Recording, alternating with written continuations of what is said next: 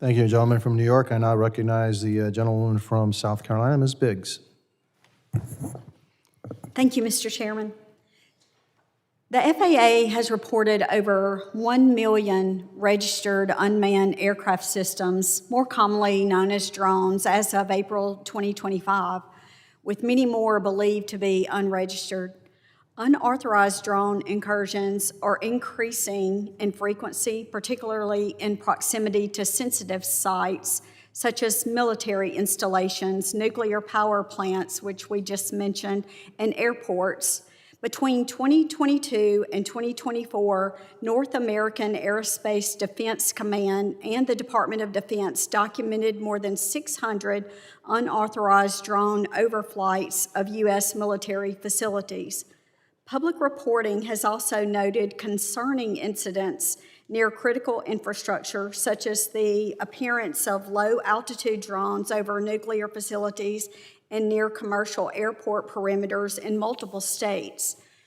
So I think all of you are perfectly capable of answering my question, so I'll just leave it open. But my first question is, what are some of the direct impacts of unauthorized drone overflights at military facilities, airports, and maritime ports? And specifically for airports and maritime ports, could you explain the cascading effects that such incidents could or may have regionally or even nationwide? Well, I'm happy to take that question, Congresswoman, and thank you very much. I think first and foremost, obviously there's, with each incident, the potential for there being some sort of a catastrophic event. Thankfully, as mentioned, we haven't seen that in the United States as yet, but we have seen it overseas as the topic of this overall hearing, how drone warfare abroad is changing the situation at home. But even without those catastrophic events, each time one of these incidents occurs, it erodes public trust as well. It also damages the public perception around the positive utility of drones. AUVSI, we represent companies that focus on the defense against drones, but we also represent dozens of drone operators that are doing life-saving critical missions every day, whether it's for public safety or package delivery or other really important things for our economy and public safety. All of that could go away if there's a very a terrible drone incident that occurs in the United States. And again, as we've talked about today, this is no longer a technology problem. The technology is in place. These three companies, as well as others, all have the ability to offer the protection to all the different sites that you listed. But Congress hasn't updated the rules since 2018. Obviously, the landscape and the threat environment has changed dramatically. And it's incumbent upon you as lawmakers to give federal officials more authorities and to be able to delegate those authorities with proper training and oversight to local, state, and local state police as well. Thank you so much. I think there's two things to add back on there, and I think one of it is really kind of a lexicon we've had for a while. We should get rid of careless and clueless. Just like a vehicle on the road in our highways, you either drive it legally or you drive it illegally. And the enforcement aspect of that needs to be understood. I think also when we say counter drone or counter UAS, I think sometimes that's a misnomer. Again, these systems provide air domain awareness. They are a safety tool.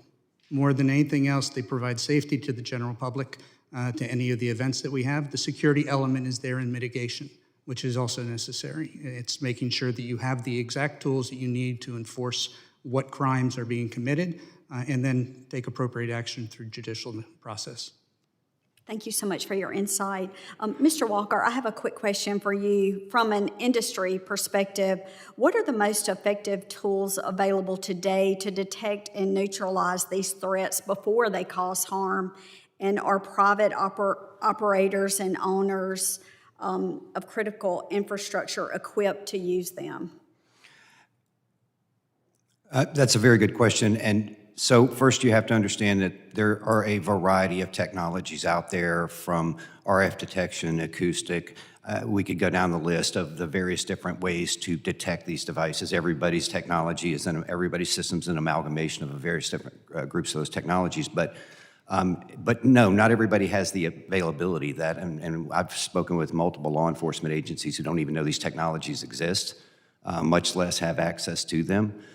So I think back to what everybody here has been saying, first off, do we need to give And I really appreciate him pointing out that I think there's a fear about delegating counter-UAS authority down to certain agencies because everybody just assumes that that means we're going to be, shooting down drones or taking down drones, and that's not necessarily the case. It is the identification of whether or not these are hostile or non-hostile.